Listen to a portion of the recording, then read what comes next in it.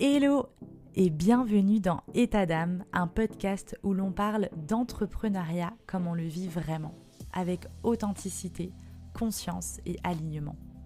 Je suis Éléonore, consultante en marketing et en communication digitale, coach et formatrice, et ici je partage mes coulisses, mes transitions, mes prises de conscience et tout ce que signifie entreprendre en restant profondément soi. État d'âme, c'est un espace simple, sincère, vrai, pour donner du sens à ce qu'on crée. On y explore un entrepreneuriat plus humain, alignement, intuition, équilibre, éthique et la vraie vie derrière nos business. Parfois en solo, parfois avec des femmes inspirantes, je t'emmène au cœur d'un entrepreneuriat aligné où l'on avance avec plus de vérité, plus de conscience et de douceur. Alors Laure Daudier, c'est la pionnière du slowpreneuriat en France et elle est fondatrice de Ma Slow Boîte, conférencière, autrice du livre Exploite ta zone de confort qui est paru aux éditions Erol. Et depuis plus de 7 ans, elle accompagne des indépendants à construire des business qui soient en même temps robustes mais aussi rentables et surtout soutenables. Des business qui soutiennent la personne, qui les porte plutôt que de l'épuiser. Et du coup, sa thèse, alors, elle va à contre-courant un petit peu de ce qu'on peut voir, c'est arrêtons justement de sortir de notre zone de confort et apprenons à l'exploiter dans un monde où, dans le dev perso, on nous dit toujours sortez de votre zone de confort, élargissez votre zone de confort, etc. Bienvenue, Laure, sur le podcast État d'âme. Merci beaucoup, Éléonore. Je suis ravie d'être avec toi. Merci pour ton invitation et j'ai hâte de notre échange. Eh ben, c'est un plaisir partagé. Ce que je te propose avant toute chose, donc moi je t'ai présenté avec mes mots, mais l'idée c'est que à ton tour tu puisses te présenter avec tes mots, que tu nous racontes un petit peu ton parcours et comment toi tu te présentes aujourd'hui quand tu arrives quelque part et que personne ne te connaît. Comment tu te présentes toi, Laure ? Alors, quand je me présente professionnellement aujourd'hui, après 5 ans de tests sur comment j'explique ça aux gens, aujourd'hui je dis que je suis une spécialiste du slowpreneuriat. Et que sur cette approche-là, je suis accompagnante business, formatrice, conférencière. Des fois, je pense à dire aussi que j'ai écrit un livre, mais pour moi, ça fait partie un petit peu d'un grand pôle de Ma Slow Boîte qui est celui de porte-parole, donc au même titre que les conférences, que les contenus que je crée sur les réseaux sociaux et que le livre, c'est-à-dire c'est la mission de populariser ce qu'est le slowpreneuriat et pas seulement d'y accompagner. Comme tu l'as dit, je suis une des pionnières. Quand j'ai commencé sur ce sujet-là, au début 2021, moi, en creusant bien, j'avais identifié 4-5 autres personnes en francophonie qui parlaient de ça. Donc, on n'était vraiment pas nombreux. Aujourd'hui, il y a beaucoup plus de gens qui en parlent, soit qui accompagnent, soit qui en tout cas défendent ce mode de travail, même si c'est simplement se l'être approprié pour soi, en tout cas qu'il l'assume. Mais c'est vrai que à l'époque, il n'y avait pas grand-chose, et pourtant, moi, c'était la manière que j'avais travaillé depuis à peu près 1 an et demi, et je constatais quand même que j'étais pas mal une ovni quand je recroisais d'autres indépendants. Quand j'observais le monde du travail, je voyais bien que j'étais un petit peu solo sur ce choix-là, mais que le besoin était criant. Et moi, j'étais freelance à ce moment-là, et ça a vraiment été de constater à quel point j'avais l'impression de m'en sortir beaucoup plus sereinement, et pas par contre de gagner moins que mes pairs. Au contraire, je me disais, mais en fait, on gagne pareil et pourtant, je travaille vraiment moins, je suis vraiment moins stressée. Ce serait peut-être pas mal que j'en parle. C'est ça qui m'a décidé à dédier ma vie professionnelle à l'accompagnement, à cette approche-là. Et puis, un peu plus tard, à partir de 2023, j'ai décidé de vraiment porter le sujet médiatiquement, politiquement. Quand je dis politiquement, c'est pas au sens en tant qu'élu, mais c'est d'aller aussi en faire un sujet politique et aller en parler aussi auprès d'élus, pour le coup. Voilà, donc je fais plein de choses, mais en 25 heures par semaine, donc je me laisse le temps aussi que tout ça se développe, mais ça se développe plutôt bien. Trop bien. Et du coup, j'ai plein de questions, mais tu viens d'en répondre à une. Justement, j'allais te demander quel est ton temps de travail approximatif. Et j'en avais une autre qui me venait, c'était est-ce que les gens savent ce que c'est le slowpreneuriat ? Parce que j'imagine que quand t'en parles, tu dois avoir de plus en plus de monde qui connaît un petit peu ce terme parce que ça commence à se démocratiser. Mais est-ce que tu as des gens de l'ancien monde, entre guillemets, qui te disent mais c'est quoi ça, le slowpreneuriat, ou tu sais qui peuvent avoir des préjugés Mhm. sur la question, ce genre de choses. Comment tu leur expliques qu'est-ce que c'est Alors, que le slowpreneuriat? donc oui, alors il y a plein de gens. En fait, l'avantage du mot slowpreneuriat, c'est qu'il y a le côté slow et le mouvement slow est connu, même si les gens minimisent grandement son impact. Donc en gros, tout de suite, les gens, alors indépendamment que ce soit ceux qui sont attirés par ça, comme ceux qui ne sont pas du tout attirés par ça, le premier réflexe, c'est de se dire, c'est travailler moins. Et en soi, dans bien des cas, c'est une des conséquences. Pas systématiquement. Il y a des gens qui se mettent au slowpreneuriat et qui travaillent déjà pas énormément pour des raisons de réalité de vie, de santé, etc. Il y a aussi des gens qui sont tout à fait dans le slowpreneuriat et qui travaillent 40 heures par semaine, voire un peu plus. C'est vraiment très lié à notre réalité de vie aussi. Mais il y a cette idée de ralentissement, de lenteur qui, ben, souvent, ça se résume à ça. Alors que c'est aussi moins de stress, moins de dépendance, euh, moins de pathologies liées au travail. Donc, dans le moins, il y a beaucoup plus que moins de temps de travail. Il y a aussi pas mal de dimensions du slow qui sont ignorées. Donc, on va dire que c'est un travail quotidien que de faire de la pédagogie là-dessus. Et moi, ce que j'aime bien, c'est euh, en parler en disant que le but, en fait, du slowpreneuriat, c'est de travailler, d'entreprendre en changeant l'ordre de priorité, c'est-à-dire qu'on ne fait plus des business qui ont en premier lieu un but lucratif et des ressources humaines, mais qu'on fait des business qui vont avoir un but humain dans le sens à la fois l'intention de l'entreprise, comment ça peut améliorer les conditions de l'humanité, du reste du vivant, donc un peu dans l'intention, et aussi dans le comment, dans la manière dont on va vers cette intention, de prioriser la santé de tous, y compris la personne qui entreprend, parce que même quand aujourd'hui on parle de santé au travail, on oublie quand même une grande majorité des travailleurs que sont les managers, les dirigeants, les entrepreneurs, les indépendants, etc., on estime qu'eux, ils vont se débrouiller là-dessus. Et donc, en changeant cet ordre de priorité, ça n'empêche absolument pas d'être rentable, mais ça devient un résultat parmi d'autres. L'argent est un moyen aussi parmi d'autres. Donc, ça, tu vois, ça renverse un petit peu l'ordre des choses. Et surtout, on pense le modèle très différemment. Mais ça dépend du temps que j'ai aussi, tu vois. C'est-à-dire que si la personne me dit juste « Ah oui, c'est quoi le slowpreneuriat ?» et qu'on est en train de discuter entre eux en buvant un verre sur une soirée réseau, je vais la faire un peu plus courte. J'aime bien en parler aussi comme une manière d'entreprendre en exploitant sa zone de confort, ce qui soulève encore plein de questions. Et moi, mon but, c'est de rentrer dans la conversation pour éviter que les gens restent à la surface. Parce que c'est beaucoup Hmm. plus intéressant que ce que les gens imaginent au premier abord. Mais non, en gros, pour le moment, la plupart des gens ne savent pas tout l'étendue de ce que c'est et limitent ça euh, à travailler moins et à ralentir. Mais c'est pas grave, ça fait des sujets de conversation. Et au moins maintenant, les gens, ce que j'ai beaucoup aussi, pour terminer là-dessus, c'est des gens qui finalement travaillent déjà dans ce sens-là. Et en grande partie, et en entendant le mot et en comprenant ce que ça veut dire, et ça a été mon cas, hein, se disent ah, il y a un mot pour décrire ce que je fais, et ça leur permet de voir un peu les modèles qui existent, tout ce qui en découle, et d'aller assumer plus franchement et d'aller plus loin dans leur démarche. Donc, ça, j'ai beaucoup aussi. Trop bien, hyper clair. Du coup, j'ai une question qui me vient, c'est justement dans ce monde, dans cette société où c'est vraiment la productivité, toujours plus, la croissance, etc. Comment toi, t'es arrivé à à cette prise de conscience de, bah, en fait, quand je travaille moins, quand je ralentis, quand je prends le temps de faire les choses, etc., bah, finalement, moi, je suis mieux. Du coup, bah, en fait, mon business se porte mieux. Et du coup, bah, en fait, c'est, tu sais, un cercle plutôt Ouais. vertueux de ralentir, alors que dans, je trouve, un petit peu la culture européenne, etc., on est plutôt à toujours chercher des moyens d'être plus productif, de faire les choses plus rapidement, de faire toujours plus, etc.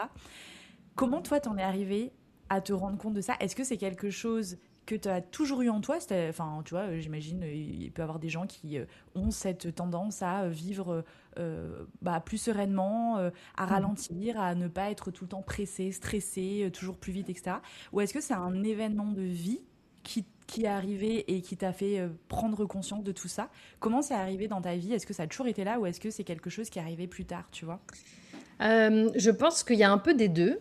C'est-à-dire que le déclencheur, pour moi, ça a été un burn-out passé et j'étais pas loin d'y retourner en me mettant à mon compte et en ayant un bébé dans la même période. Mais de base, je pense que j'ai plutôt un tempérament à ne pas trop culpabiliser de faire les choses en allant chercher le moindre effort et en allant chercher plutôt à m'appuyer sur ce que je fais facilement. J'ai jamais été, tu vois, j'ai jamais eu un esprit compétitif, le dépassement de soi, etc. Ça n'a jamais été quelque chose qui m'a vraiment emballée. Mais après, dans le soloprenariat, on a vraiment des gens qui ont des profils et des fonctionnements très très différents. La plupart des gens quand même aujourd'hui, la majorité des personnes que j'accompagne, moi, sont des personnes qui se sont pris le mur. Il y a quelques personnes qui choisissent ce mode de travail parce que ça correspond en effet à leur fonctionnement naturel et sans avoir eu besoin d'attendre que leur santé soit abîmée. Mais ça reste une minorité. Et moi, même si j'avais ce tempérament-là au départ, j'ai eu une période de ma vie professionnelle entre 25 et 31 ans où j'ai eu de l'ambition et j'ai associé cette ambition à l'absolue nécessité de me confronter à de la difficulté, à du stress à haute dose, enfin, parce que c'est aussi ce qu'on nous renvoie beaucoup. Je me suis dit, de toute façon, si je veux gravir les échelons, si je veux arriver à être capable de, en l'occurrence à l'époque, je voulais ouvrir ma propre agence de communication, donc être entrepreneur déjà, du coup, pas du tout dans ce que j'ai fait finalement, mais j'avais cette idée-là et l'image que me faisaient les entrepreneurs, c'était des gens qui étaient très résistants au stress, capables de gérer des merdes toute la journée, mais de survivre, enfin voilà. Donc je me suis c'est un peu comme si je m'étais reniée à ce moment-là en me disant bon, j'ai l'impression que je suis pas trop encore en capacité de faire tout ça, et donc j'ai accepté cette hustle culture. Je bossais dans le milieu de la com, en plus à l'époque c'était pas très difficile de plonger là-dedans parce que c'est un environnement dans lequel c'est très poussé. J'étais commerciale, donc en plus l'univers du commerce peut aussi on associe encore plus facilement les actions aux résultats. Quand on est commercial, on est proactif sur la partie vente. Donc, voilà, j'ai plongé là-dedans. J'ai fini par me convaincre que le stress était bénéfique, que de toute façon, tu vois, j'ai adhéré à ce mythe méritocratique de je peux que en retirer du bon, même si c'est dur sur le chemin, je peux que en retirer du bon. C'est de toute façon le seul moyen d'atteindre mes objectifs. Et quand j'ai fini par faire un burn-out, mon premier réflexe a été de me dire c'est moi qui suis trop faible. J'ai pas du tout remis en question le système dans lequel on était et les croyances qui étaient associées. Et il a fallu pour ça, en fait, c'est vraiment une question d'expérience, je pense. Comme tu m'as dit, comment tu t'es rendu compte que ça donnait d'autres, finalement, que ça marchait aussi. En fait, c'est vraiment par l'expérience. C'est-à-dire que quand j'étais freelance et que j'ai eu mon fils, mon aîné, ça a été tellement dur la première année parce que je me mettais énormément d'obligations de performance et sur la maternité et sur le business que j'ai bien vu que ma santé allait pas tenir le choc. Et j'ai choisi très radicalement du jour au lendemain que mon travail ne pouvait plus me générer de stress chronique. Et donc, c'était pas du tout dans l'idée à ce moment-là de je vais montrer qu'il est possible de quand même réussir en bossant moins. J'étais même assez convaincue que j'allais être dans une forme de précarité pendant quelques temps, mais c'est juste que là, l'urgence, c'était pouvoir être présente pour mon fils et puis prendre soin de ma santé. Donc, c'était à la fois radical, mais tu vois, convaincue que de toute façon, je vais...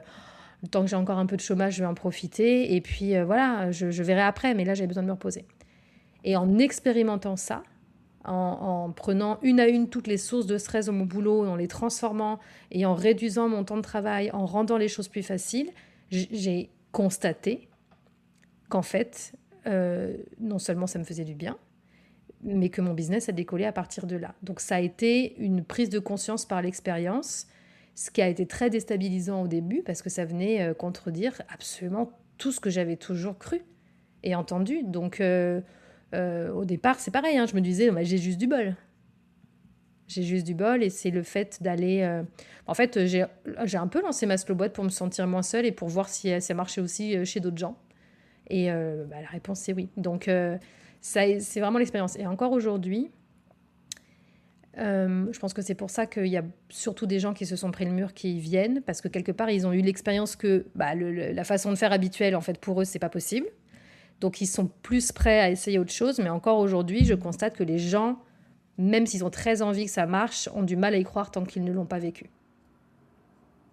Ouais, je suis carrément d'accord avec toi. Et ton parcours, il fait vachement écho au mien parce que moi aussi, je me suis lancée à mon compte après un burn-out. À l'époque, j'avais 26 ans et puis après, voilà, plusieurs années de travail en tant que salarié, un manager toxique, etc., burn-out. Et je me suis dit, bah, en fait, voilà, ça m'a fait la prise de conscience qu'en fait, je voulais être mon propre patron, etc. Et comme toi, j'ai eu mon premier enfant, et mon seul d'ailleurs, un an après avoir lancé ma société. Et en Et fait, je voilà. m'étais rendu compte que bah, la première année où je venais de lancer ma boîte, en fait, je bossais beaucoup plus qu'avant, mais ça me stressait pas forcément. Et en fait, quand mon enfant est arrivé, j'ai vraiment réalisé que bah, en fait, je pouvais pas cumuler un temps de travail énorme et la gestion d'un enfant à côté et garder de l'énergie pour tout le reste. Et à ce moment-là, comme toi, bah, j'ai énormément ralenti bah, voilà, on va dire le temps que je passais à travailler. Et comme toi, je me suis rendu compte que, bah, en fait, mon chiffre d'affaires, en fait, je gagnais autant en travaillant Ouais, 2 fois moins. Et je me suis dit, mais qu'est-ce que je faisais avant, en fait?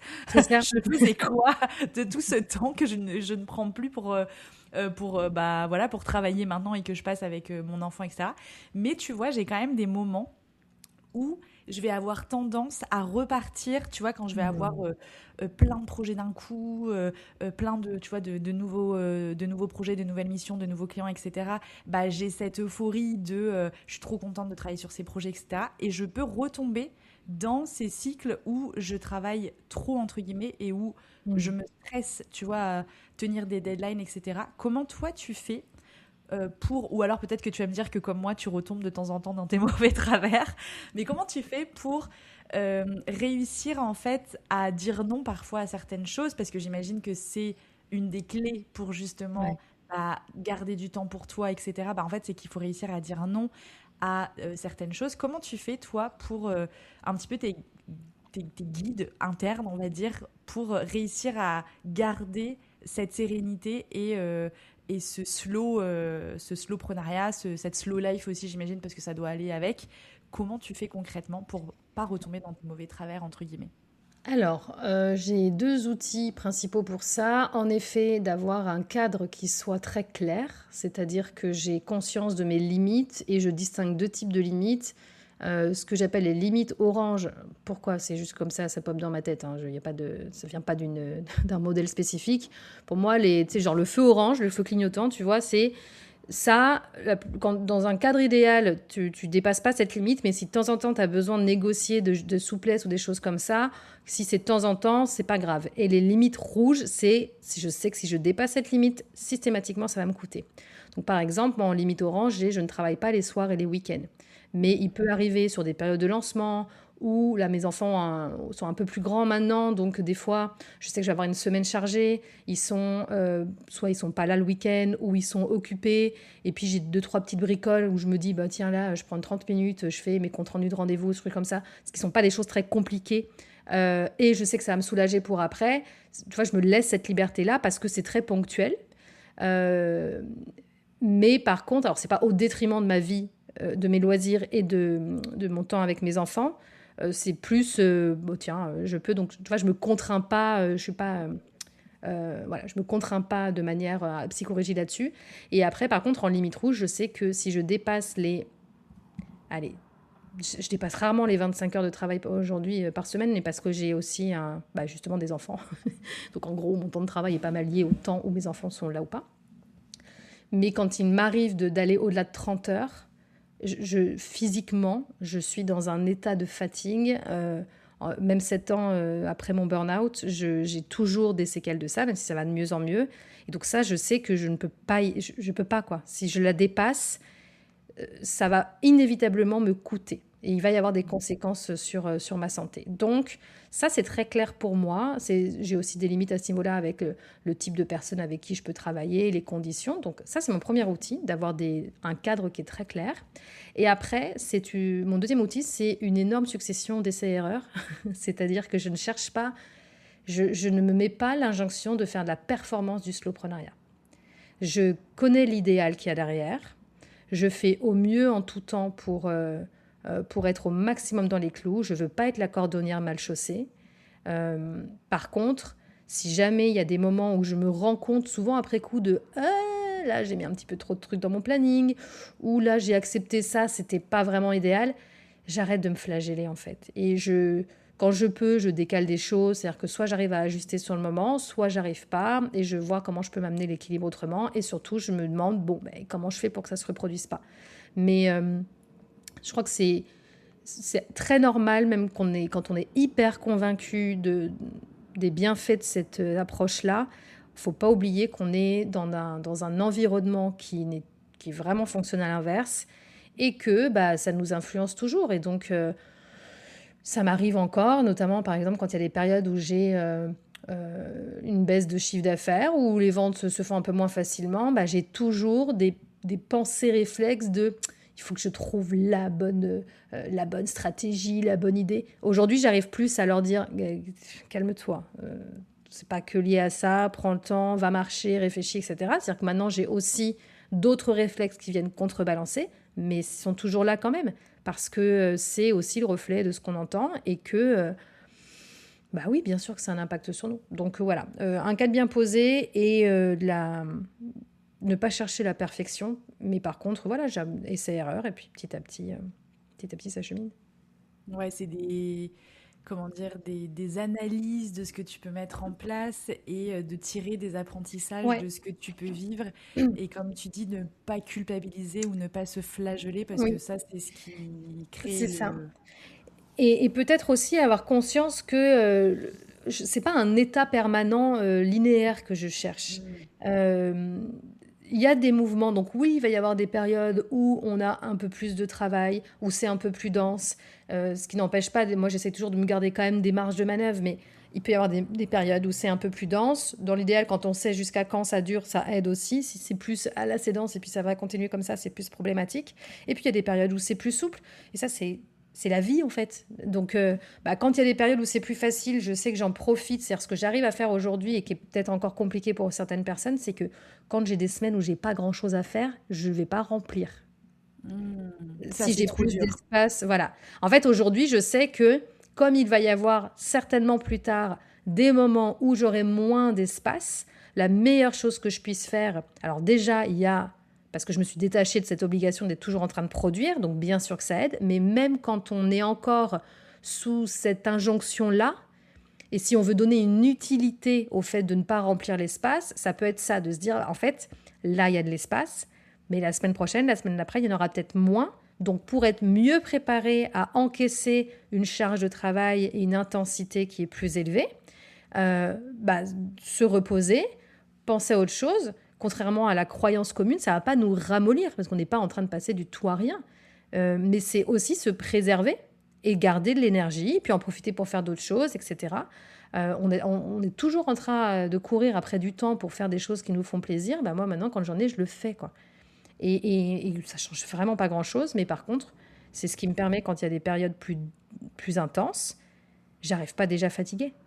Donc voilà, même si moi je le fais plus pour ça uniquement, mais si on a besoin encore de trouver une utilité, c'est de la prévention, c'est la récup en fait. Si on veut pouvoir continuer à s'entraîner et à faire des choses de temps en temps, à être performant, on a besoin de récupérer. C'est hyper bien dit. C'est comme dans le sport, tu sais, dans le sport, on te dit Mhm. toujours, la récupération fait partie du travail et c'est ça qui va te permettre de Oui. continuer à performer, entre guillemets, et à continuer à tenir sur la durée. Et tu vois ce que tu disais tout à l'heure sur le fait que quand on a des périodes plus calmes, de réussir à ne pas remplir ces trous-là. Et tu vois, moi, je sais que j'ai énormément de mal à faire ça. C'est-à-dire que dès que je ne fais rien, j'ai ce petit truc dans mon cerveau qui me dit tu pourrais faire ci, tu pourrais faire ça, Mm. ou même pas forcément dans le travail, mais même dans ma vie de tous les jours, c'est-à-dire que je prends jamais le temps de juste me poser et de ne rien faire. Donc j'essaye de plus en plus de le faire parce que je réalise que ça me fait énormément de bien, mais du Mm. coup je vais par exemple méditer parce que du coup je fais quelque chose, Ouais. mais je me pose quand même, tu vois. Mais même dans mes week-ends ou ce genre de choses, je vais me dire ah bah là t'as du temps, bah viens, enfin va marcher ou bah tiens profites-en pour aller faire les petites courses des trucs qui te manquaient Mm. ou j'ai toujours besoin de remplir entre guillemets mon planning. Est-ce que tu rencontres toi des personnes comme ça dans les personnes que tu accompagnes et quels outils tu peux leur donner, tu vois, si on a des auditeurs qui se reconnaissent dans ce remplir à tout prix son planning et un petit peu ce sentiment d'inutilité entre guillemets si tu ne fais rien, quels outils tu peux leur proposer? Hmm. Alors déjà en soi, je ne crois pas que ça soit très grave d'être actif. Ce qui est plus gênant, c'est quand tu es actif uniquement parce que tu te dis, sinon je suis en train de perdre mon temps. C'est-à-dire que si les pensées qui motivent le fait d'être encore dans du faire ou dans de l'utile, c'est oh, sinon je me sens coupable si jamais je ne fais pas quelque chose de productif, c'est plus ça à aller débunker. Mais on peut aussi ne pas être productif. Quand tu marches, tu n'es pas productive. Quand tu vas euh, aller discuter avec des amis, tu fais quelque chose, mais tu n'es pas productif. Donc déjà, peut-être aller regarder ce qui se joue. Et récupérer, c'est pas nécessairement être juste là à rien faire. Euh, Même si je trouve que c'est toujours bénéfique d'avoir des moments, quelques moments où en effet on ne fait rien et on peut être en train de contempler quelque chose, en train de regarder. On peut, mais c'est vrai que tout le monde n'est pas confortable avec ça. C'est pas une habitude qu'on a. Je ne sais pas si d'ailleurs avant on l'était vraiment parce que même quand on remonte dans le temps, on avait moins d'outils pour accélérer, que ce soit nos modes de vie, nos transports. Bah, du coup, enfin, je veux dire, avant, quand il fallait se déplacer à pied, ça prenait du temps aussi. Donc, on était. Je ne sais pas si l'oisiveté, à un moment donné, était une activité qui prenait beaucoup d'espace. Donc, c'est bien d'en avoir un peu, si on aime ça. Mais ce que je veux dire, c'est que selon les gens, je crois que c'est tout à fait OK de récupérer en faisant autre chose. Et en fait, c'est plus une question de faire quelque chose qui mobilise d'autres parties de nous, d'autres parties de notre cerveau notamment. Et par exemple, si jamais on sent qu'on a vraiment une certaine saturation cognitive, bah, aller lire un livre, un essai en lien avec notre sujet de travail, bah, on pourrait se dire la lecture c'est bien, ça détend. Bah oui, mais peut-être que là en fait ça va renforcer la saturation. Donc on peut pourquoi pas lire, mais peut-être qu'on peut lire un roman, un truc qui va travailler l'imaginaire, ou on peut aller faire plutôt une activité manuelle qui ne va pas solliciter tu vois, la cognition, mais qui va être beaucoup plus dans le manuel. Donc on peut trouver beaucoup de repos aussi en changeant quelle partie de nous on occupe. Euh, Moi, je sais que, par exemple, depuis 2 ans, je fais de la poterie et j'étais contente de trouver cette activité-là parce que c'est une activité pendant laquelle je ne pense à rien. Je ne pense à rien d'autre que ce que je suis en train de faire. Là où, quand je vais marcher, ce que je fais aussi beaucoup, mais en fait, quand je vais marcher, l'air de rien, je cogite, je pense à des trucs, etc. Donc, quand j'ai vraiment besoin moi, d'arrêter de penser, parce que ça me fatigue, je vais plutôt aller jardiner ou faire des choses manuelles. Donc, je crois que c'est sûr que si on se dit il faut que j'arrive à me reposer et me reposer, c'est avoir du vide dans mon agenda et juste là à rien faire. Il y a plein de gens qui vont dire ah, non mais c'est terrifiant. Ouais, ouais. Ah, Donc c'est hyper rassurant ce que tu nous dis là. ouais. Non, non, il y a vraiment plein d'autres manières de récupérer, de se reposer. Le mouvement aussi est une manière de récupérer parce qu'on est quand même très sédentaire. Donc, c'est plus avoir une diversité d'utiliser, voilà, de mobiliser des différentes parties de nous, de notre corps, etc. De changer un petit peu, de ne pas avoir que des choses en lien avec notre travail. Et après, on peut aussi avoir des moments où on ne fait rien d'autre que de contempler. Et c'est bien aussi, mais c'est quand même assez rare. Même, tu vois, sur la méditation, il y a plein de gens qui ont besoin d'abord d'avoir des méditations guidées. Parce que la méditation juste à je suis là, j'essaye de laisser venir mes pensées, de les chasser, c'est difficile. Donc, tu vois, C'est hyper dur. c'est dur. Et puis, ça convient pas à tout le monde. Il y a des personnes qui Exactement. vont adorer ça et il y a des personnes qui vont détester ça. Donc, mais là aussi, tu vois, je pense que même sur le repos, on arrive à avoir une certaine injonction de performance. Le bon repos, ça Mm. serait être là à ne rien faire. Il y a beaucoup plus de nuances que ça. Hyper intéressant. Je pense que tu as déculpabilisé tous ceux qui ont du mal à ne rien faire. Et en fait, hyper cool de se dire que tu peux te reposer en faisant quelque chose qui va venir te détendre. Et moi, je me reconnais vachement là-dedans. Tu vois, tu disais que tu as testé la poterie, c'est pareil, j'ai testé il y a quelques temps la céramique et ça m'avait fait le même effet que toi. Après, j'ai du mal à le caler dans le planning, etc. Mais effectivement, c'est revenir des choses manuelles, surtout quand on est dans nos métiers où on est hyper dans la Mm, réflexion, dans, tu vois, la complètement. rédaction, le travail plus mental. Et c'est vraiment souvent, c'est notre système nerveux qui sature un peu. Oui, Et comme tu dis, où tu as tes pensées qui reviennent en boucle, etc. Et clairement, moi, la méditation, pareil, sans rien, j'ai beaucoup de mal. Donc, je médite avec des méditations guidées, mais c'est très ouais, bien, ça me fait un mais oui, bien oui. fou à mon cerveau. Quand je termine une méditation de 15-20 minutes, même si c'est des méditations guidées, etc., Ouais, je ouais. sens que c'est comme si ça m'avait fait du vide dans mon Ouais, espace. ouais. Tu sais, que ça avait Ouais, ça te rangé un peu désature. mon cerveau. Ouais, ouais, ouais, c'est ça. Donc, et puis après, il y a, moi, je sais qu'une chose que j'ai eu beaucoup de mal à faire, c'était de réussir à penser à autre chose que mon travail, même dans des moments où j'étais avec mes enfants, alors avec mes amis. En fait, j'ai besoin pour réussir à, c'est un peu le problème quand on aime ce qu'on fait. Moi, j'adore mon boulot et en plus, c'est un métier très intellectuel. Et j'aime penser, j'aime réfléchir, j'aime faire des liens entre les choses. Donc, à la base, ça me sert beaucoup, mais quand il y a trop de ça, ben ça sature. C'est-à-dire qu'à un moment donné, je suis un peu en boucle. Et j'ai mis du temps à trouver des choses qui attireraient suffisamment mon attention pour ne pas penser à ça. Donc, par exemple, si je suis en train d'aller discuter avec des amis, je ne vais pas penser à mon boulot parce que discuter avec eux, oui. Par contre, je me suis rendu compte que quand je suis en train de jouer avec mes enfants, moi j'ai beaucoup de mal à me mettre à leur hauteur. En fait, il y a une part de moi qui s'ennuie et qui, du coup, même quand je suis en train de jouer avec eux, je suis en train de penser à mon boulot, etc.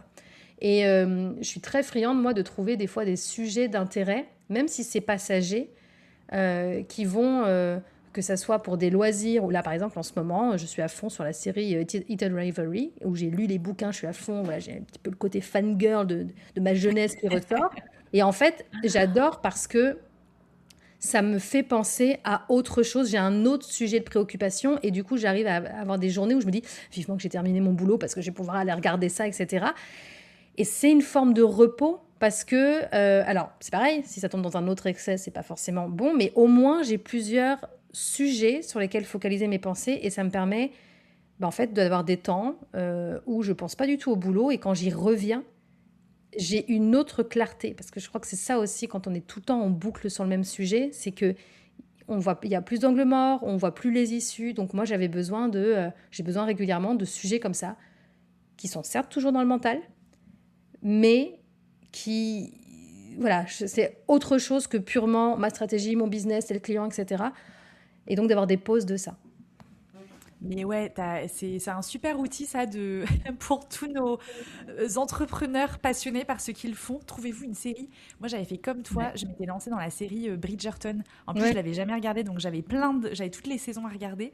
Et c'était une phase où je déménageais, j'avais énormément de nouveaux projets au niveau business, etc. Et en fait, j'étais en saturation mentale, etc. Et en fait, le fait de comme toi, j'étais en mode ah vivement ce soir pour que je regarde ma petite série et tout, et ça m'a apporté énormément de légèreté en fait, tu sais, Ouais. parce Oui, que oui, c'est tout à fait. voilà, c'est ça te fait penser à autre chose, Il n'y a t'es pas dans l'histoire, d'enjeu. voilà, c'est ça. Il y a pas C'est d'enjeu, ça. c'est pas un Mm, truc où tu dois réfléchir encore, c'est tu poses ton cerveau, tu mm, regardes, tu rigoles, c'est voilà, ça t'apporte de la légèreté et je trouve que ça c'est c'est ça. hyper précieux Ouais, dans nos quotidiens d'entrepreneurs et aussi puis quoi.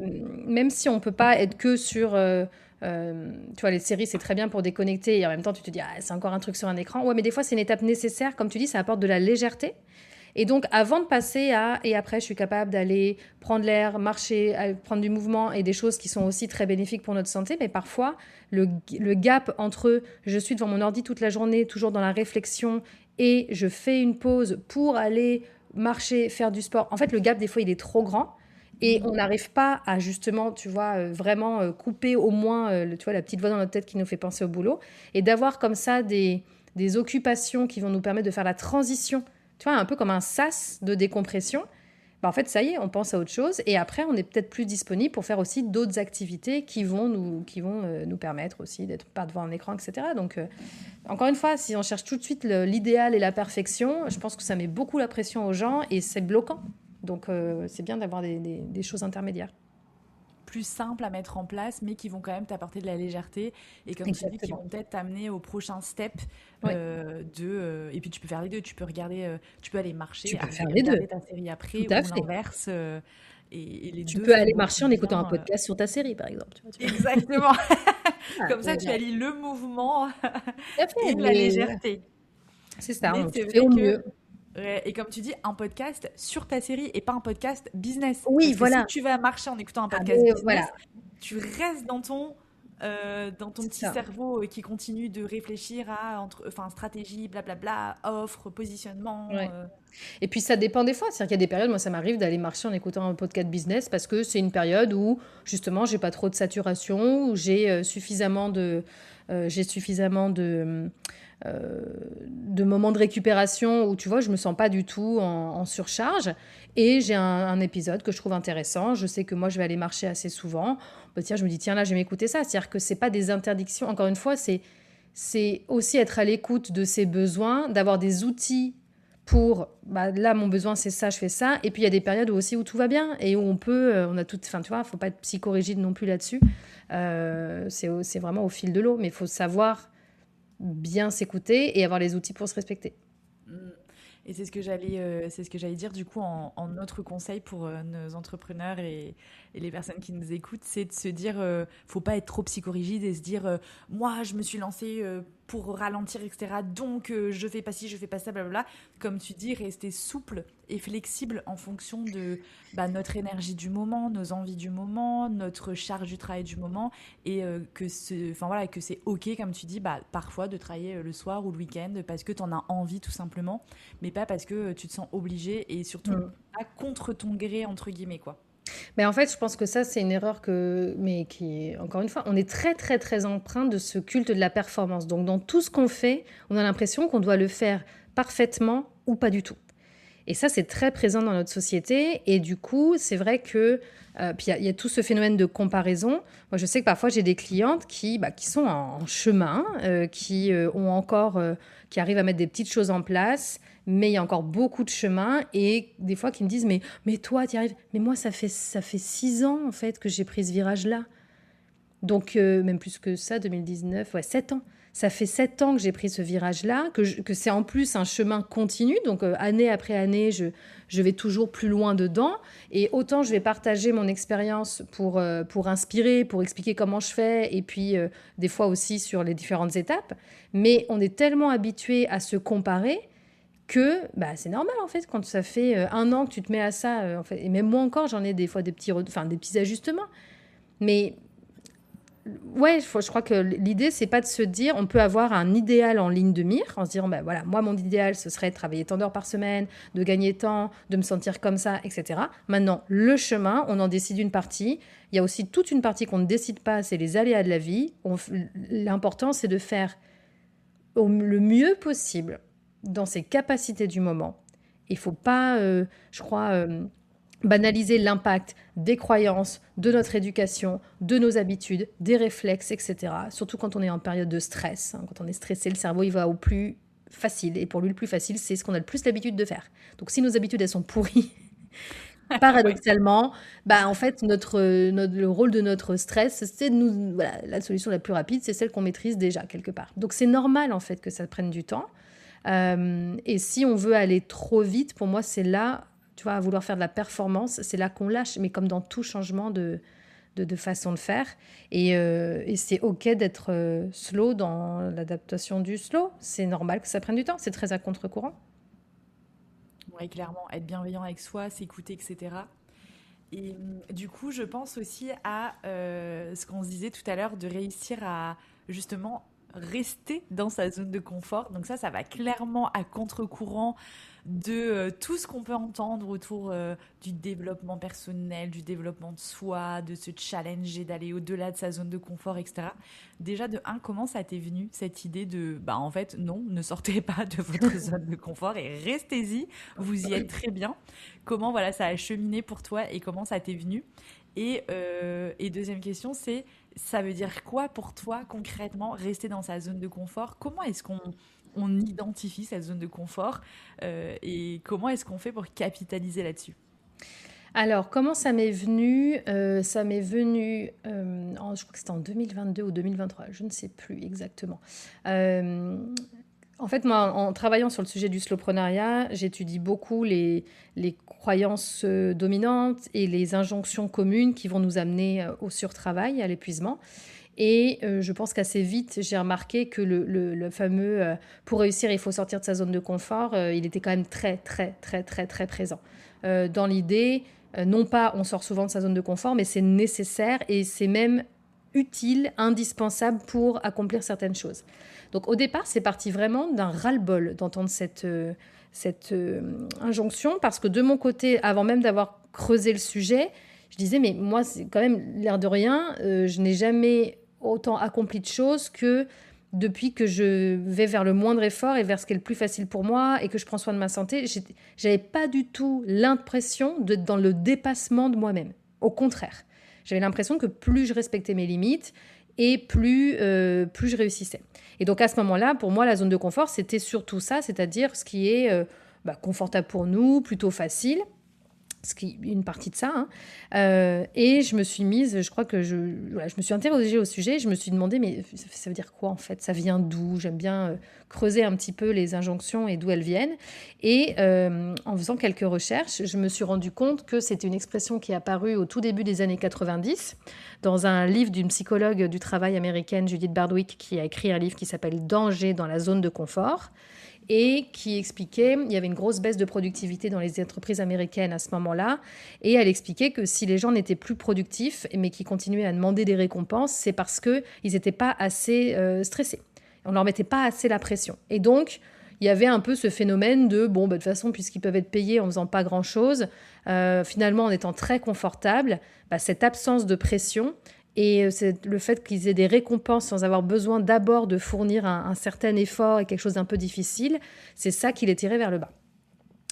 Elle donne toutefois dans son livre une définition de la zone de confort qui est toujours celle que j'utilise et que je pense est très bonne. Elle dit « c'est une zone neutre d'anxiété dans laquelle on se sent en sécurité et en maîtrise ». Et donc, déjà, ça n'a rien à voir avec l'habitude, par exemple. Même on peut se sentir en maîtrise quand c'est quelque chose d'habituel, mais on a trop tendance à utiliser l'expression sortir de sa zone de confort juste pour parler de faire quelque chose de nouveau. Et en fait, faire quelque chose de nouveau, déjà, ça dépend des gens, ça dépend du quelque chose. C'est pas systématiquement quelque chose qui va nous insécuriser, qui va nous faire donner l'impression qu'on n'a pas de maîtrise et pas de ressources pour y faire face, et qui va nous stresser. Ça dépend de la nouveauté. Donc sortir un peu de cet usage de sortir de sa zone de confort juste pour parler de faire quelque chose de nouveau. Et puis il y a aussi parfois on est dans des habitudes qui sont très insécurisantes. Et parfois on va dire à des personnes, mais regarde là, t'as ça qui va pas. Ce qu'il faut c'est sortir de ta zone de confort. Non, en fait ce qu'il faut c'est y retourner. Si la personne elle est complètement en dehors et justement elle a beaucoup d'anxiété, elle a un manque de sécurité, elle maîtrise pas grand chose et c'est ça qui lui pose problème. Donc ça m'a permis de comprendre ça, qu'on n'utilisait pas du tout l'expression pour la bonne chose. Et après, j'avais quand même des doutes avec mes connaissances du lien entre stress et performance que j'avais à l'époque. Je ne comprenais pas pourquoi cette psychologue américaine voyait dans le manque de pression une source de baisse de productivité. Parce que pour le coup, ce n'était pas non plus ce que je vivais. Moi, je disais, mais en fait, moi, je me mets de la pression. Et plus je suis efficace et plus j'accomplis de trucs. Donc, j'étais curieuse de ça. Et donc, en continuant à creuser, je me suis rendu compte qu'à travers tout le XXe siècle est venu ce mythe du bon stress qui serait nécessaire pour être performant, ce qui est aussi une idée très, très, très répandue encore aujourd'hui. Et notamment, l'étude scientifique et la loi qui est toujours donnée en preuve, c'est la loi d'Yerks et Dodson, avec une espèce de courbe en cloche où, en gros, ça dit que si on n'est pas assez stressé, on a un niveau de performance qui est faible. Il y a un niveau optimal de stress qui donne les meilleures performances, mais que si on est trop stressé, là, les performances baissent de nouveau. Et ça, je pense qu'il y avait un côté de moi qui était en mode non, ça me plaît pas. Donc je suis allée regarder et quelle ne fut pas ma surprise en regardant l'étude à l'origine de cette loi. Et en fait, c'est une étude alors qui est vieille, ça date de 1908. Bon, ça c'est pas grave, il y a de vieilles études scientifiques qui sont toujours valables. Et en fait, c'était juste des expériences sur des rongeurs. Ils étudiaient leur capacité de mémorisation sur de l'apprentissage en faisant varier les intensités des chocs électriques qu'ils leur donnaient quand ils se trompaient. À l'époque, on ne parlait même pas de stress. C'est quelque chose qu'on a découvert dans les années 50, le stress. Eux, ils parlaient d'éveil. Et sur des tâches hyper archaïques, quand ils ne leur donnaient pas coup de jus, les rongeurs, ils ne faisaient rien. Et il y avait un niveau d'éveil, donc par choc électrique, idéal auquel les rongeurs étaient le plus performants sur retenir l'exercice qu'on leur demandait. Et si les coups de jus étaient trop forts, ils ne le retenaient plus. Et donc déjà, je me suis dit, d'accord, donc en gros, aujourd'hui, on nous dit il faut du stress, alors sur une étude qui, à la base, n'étudiait pas le stress, fait sur des rongeurs en conditions de laboratoire. Rien à voir. Tu vois, là, bon, ok, on en a pris un grand écart. Et surtout, il y a eu... En fait, c'est juste un bout de l'étude, et quand ils ont continué l'étude et qu'ils ont augmenté la difficulté des tâches qu'ils leur demandaient d'apprendre, jusqu'à arriver à des tâches cognitives complexes. Donc, chez l'être humain, c'est toutes les tâches qu'on utilise dans le travail, la réflexion, la communication, la stratégie, le calcul. Enfin, il ne faut pas chercher. Tout ça, c'est complexe pour notre cerveau. Là, ça ne donnait pas les mêmes résultats. Et c'était quand il n'y avait pas du tout de choc électrique que les rongeurs apprenaient mieux. Et plus les chocs électriques augmentaient, et plus les performances baissaient. Donc déjà, on parlait de performances d'apprentissage. C'était vraiment très sélectif. Quand les tâches étaient plus complexes, on n'était pas du tout sur cette courbe en cloche. Enfin voilà. En fait, je me suis dit, mais finalement, on nous fait suer avec cette injonction. Et surtout, cette étude, elle a eu un énorme retentissement tout au long du XXe siècle. Et puis, quelque part, je pense que le monde du travail et du management s'en est saisi parce que une étude qui dit que quand on stresse les gens, ils sont plus performants, c'est plutôt... Ça allait plutôt dans le sens de la société. C'est plutôt... ça nous arrange, quoi. Et du coup, ce que j'ai compris, c'est que ça a été une pensée très, très dominante qui va dans le sens du productivisme aussi. Il y a un chercheur britannique qui a étudié tout ça, Martin Corbett, qui allait regarder toutes les études autour de la zone de confort, des conséquences d'être stressé pour les performances. Lui, il est chercheur en psychologie managériale, donc vraiment lié au travail. Et sa conclusion, c'est que il n'y a pas eu besoin d'attendre qu'il y ait une théorie de zone de confort pour maltraiter les salariés, mais que ça a un peu donné une légitimité à la pratique, quoi. C'est-à-dire que là aussi, c'est un outil qui est sorti. Comme quoi, il faut bien stresser un peu les gens. Et puis après, tu as tout le mouvement du développement personnel qui s'en est saisi aussi et qui a même transformé ça. C'est-à-dire que même à partir des travaux de Judith Bardwick, quand tu as des schémas où tu vois la zone de confort au départ, la zone de peur, la zone d'apprentissage... Alors, pour rappel, les rongeurs, c'est de l'apprentissage au départ. Je ne dis pas ça. Bref, on apprend mieux quand on n'est pas stressé. Donc, tu sors ta zone de confort, tu apprendrais mieux. Et surtout, si tu persistes, là, toute la notion de « ça va trop loin » disparaît dans certains schémas. Et tu as, au contraire, zone de grandeur. C'est-à-dire qu'on a vraiment été le plus loin possible dans cette idée que être dans l'inconfort, donc pour rappel, avec de l'anxiété, en insécurité et sans maîtriser. C'est ça, sortir de sa zone de confort. Et donc, on nous fait croire que faire ça, c'est ce qui amène, si on persiste assez, à la grandeur. C'est du bullshit total. Mais ça va dans le sens d'une certaine vision et de la vision de la performance et de voilà. Donc, c'est assez logique que ça soit commun, mais ça n'a vraiment aucun sens. Et moi, à partir de là, quand j'ai découvert tout ça, j'ai vu beaucoup de connexions, tu vois, avec la définition de base à ce qu'on fait dans le slowpreneuriat. Et donc, je me suis demandé, donc, en me penchant sur mon cas et le cas de plusieurs clientes qui avaient obtenu des bons résultats en respectant les piliers du slow, je me suis questionnée sur qu'est-ce qu'on pouvait mettre concrètement dans la zone de confort, au-delà de cette définition, comment est-ce qu'on pouvait explorer ce qu'il y avait dedans. Et ça me donne une pizza, parce que confort, voilà, pizza, en 4 parts. Donc, il y a une première part, c'est la santé, de quoi on a besoin pour être en bonne santé, et puis aussi faire un état des lieux régulier de quel est notre état de santé et de comprendre que en fait, quand on a une santé mentale qui est un peu abîmée, une santé physique qui est un peu abîmée, c'est normal de ne pas avoir les mêmes capacités et que plus on fait du forcing et moins on en tient compte et plus on aggrave le problème. Donc la part de la santé. La deuxième part, c'est tout celle qui comprend nos talents, ce qu'on fait bien, sans effort, en pouvant atteindre l'excellence. Et ce qui n'est pas facile, c'est que souvent, on n'y accorde pas de valeur, puisqu'on ne fait pas d'effort. Donc, voilà, hein, on pense que ça n'a pas de valeur, on ne comprend pas pourquoi ce n'est pas aussi facile que pour les autres. Donc, il faut déjà identifier ses talents. Il y a aussi dans cette partie-là notre mode de fonctionnement naturel, comment notre cerveau est câblé. On n'a pas tous, on n'est pas tous foutus pareil, on n'a pas tous les mêmes besoins. Donc, ça, c'est la partie que beaucoup appellent la zone de génie.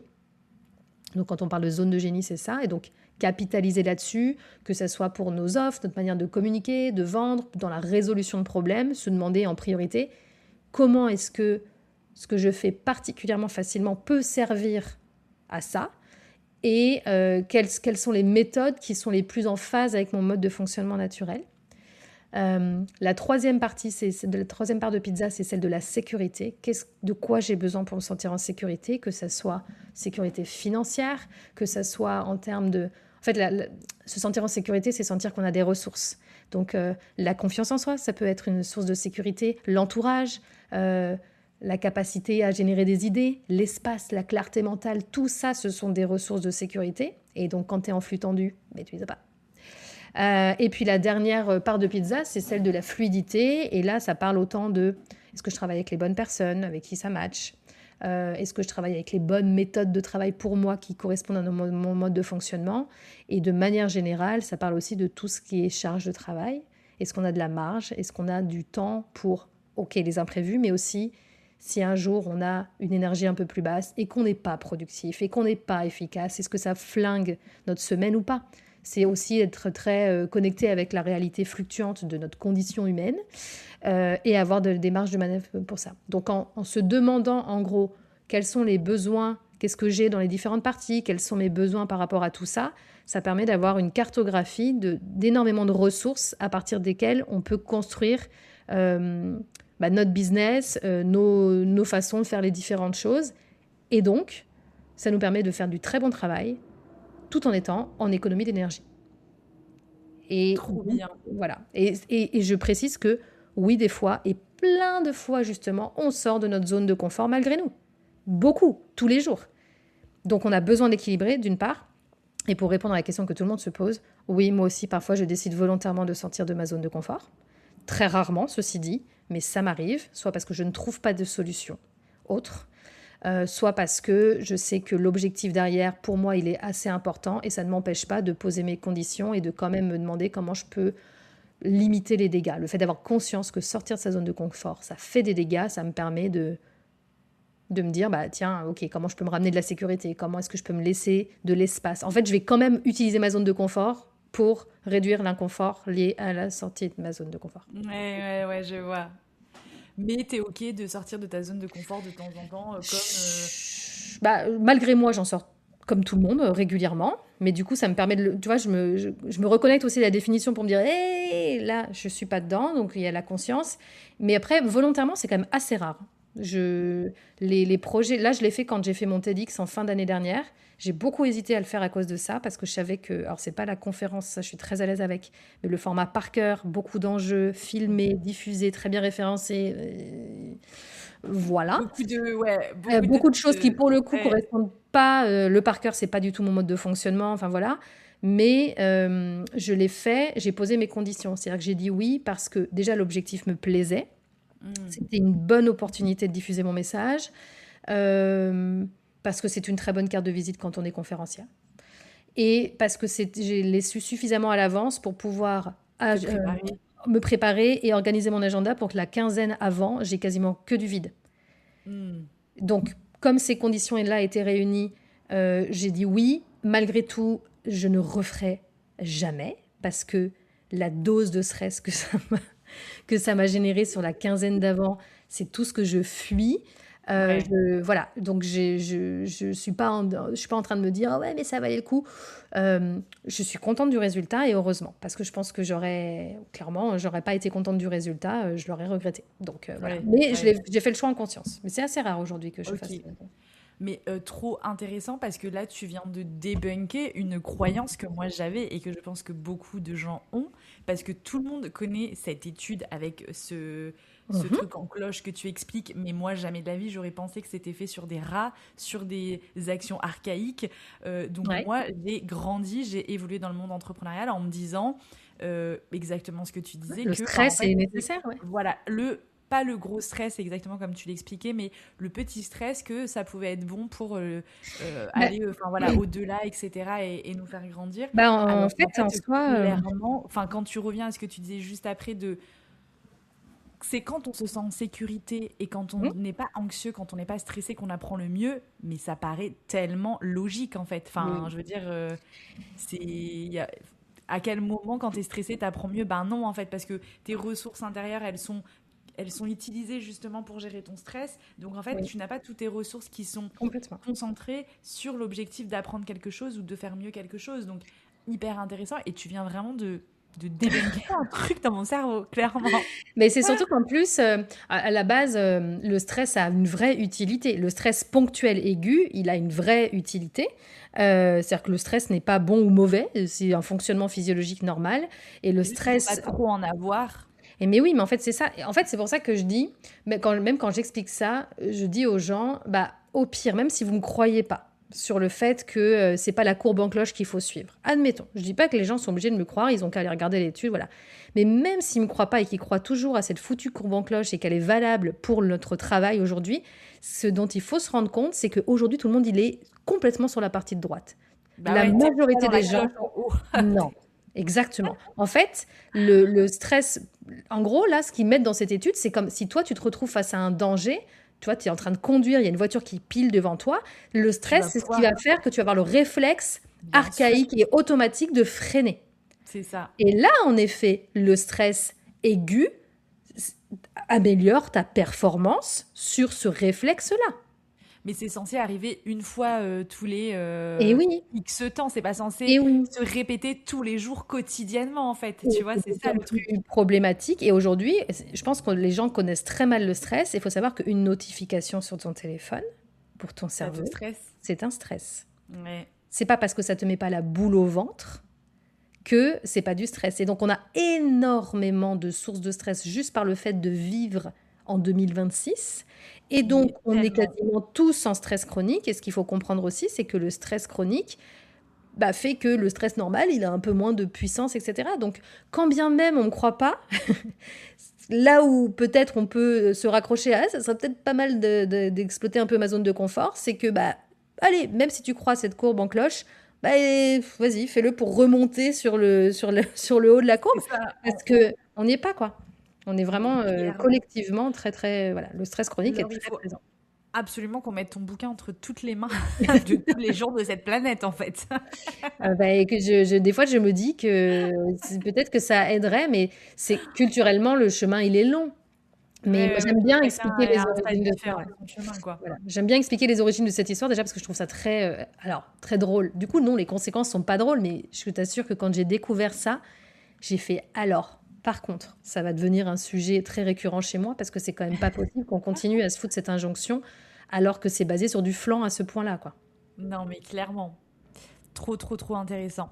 Avant justement d'expliquer aux gens où est-ce qu'ils peuvent te retrouver, une dernière question, parce que je vois que nous avons dépassé notre timing. C'est la question un peu signature de mon podcast, parce que État d'âme, c'est le podcast pour construire un business qui soit aligné. Du coup, petite question très simple pour toi, alors, c'est quoi un business aligné pour toi?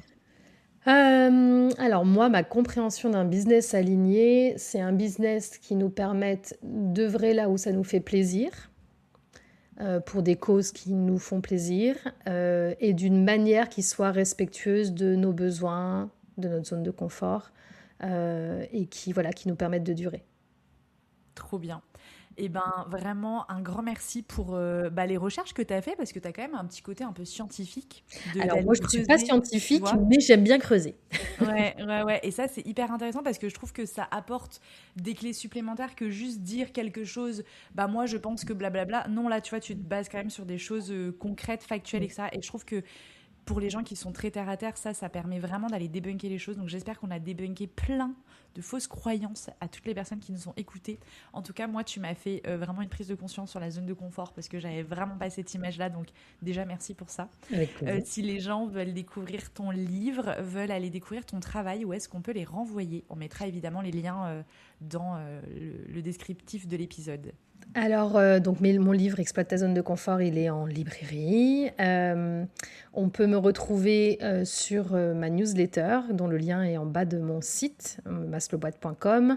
Et pour les contenus, le mieux, c'est de suivre mon podcast. C'est Maslowboîte, le podcast, où je publie 3-4 fois par semaine des petites capsules de 5-10 minutes où je parle de sujets de slowpreneuriat, de robustesse, plutôt pour les indépendants, et voilà, où j'ai choisi l'audio qui est plus facilement intégrable et surtout où les gens peuvent choisir ce qu'ils écoutent et ce qu'ils voient, contrairement aux réseaux sociaux où dernièrement, voilà, je trouve qu'on s'abonne à des trucs qu'on ne voit pas derrière et je ne suis plus très d'accord avec ça.